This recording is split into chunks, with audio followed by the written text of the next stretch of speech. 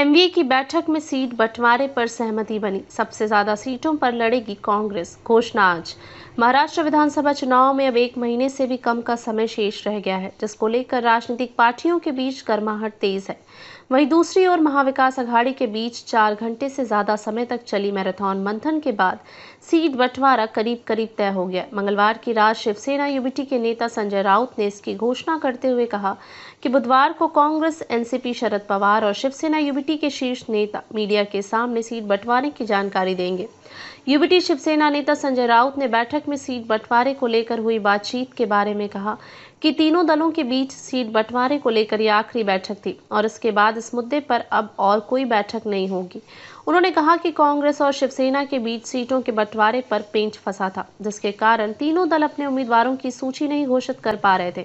लेकिन आज की बैठक में सभी सीटों पर विचार हो गया है। महाराष्ट्र चुनाव के लिए हुई बैठक के बाद सूत्रों ने बताया कि राज्य में कांग्रेस सबसे अधिक सीटों पर चुनाव लड़ेगी। बंटवारे में सबसे कम सीटें शरद पवार की पार्टी को मिलेगी। शिवसेना यूबीटी को मुंबई में सबसे अधिक सीटें लड़ने को मिलेगी। इसके साथ ही सूत्रों ने आगे बताया कि कांग्रेस 103 से 108 सीटों, जबकि शिवसेना यूबीटी 90 से 95 सीटों पर चुनाव लड़ सकती है।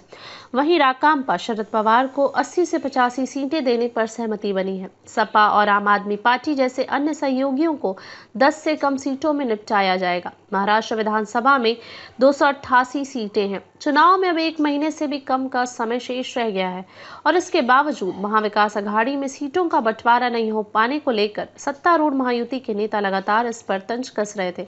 हालांकि भाजपा, शिवसेना, शिंदे, राकांपा, अजीत के बीच सीटों का बंटवारा पहले ही हो गया है और ये दल इसके अनुरूप अपने उम्मीदवारों की सूची भी जारी कर रहे हैं। इस गठबंधन में सबसे अधिक सीटों पर भाजपा चुनाव लड़ रही है।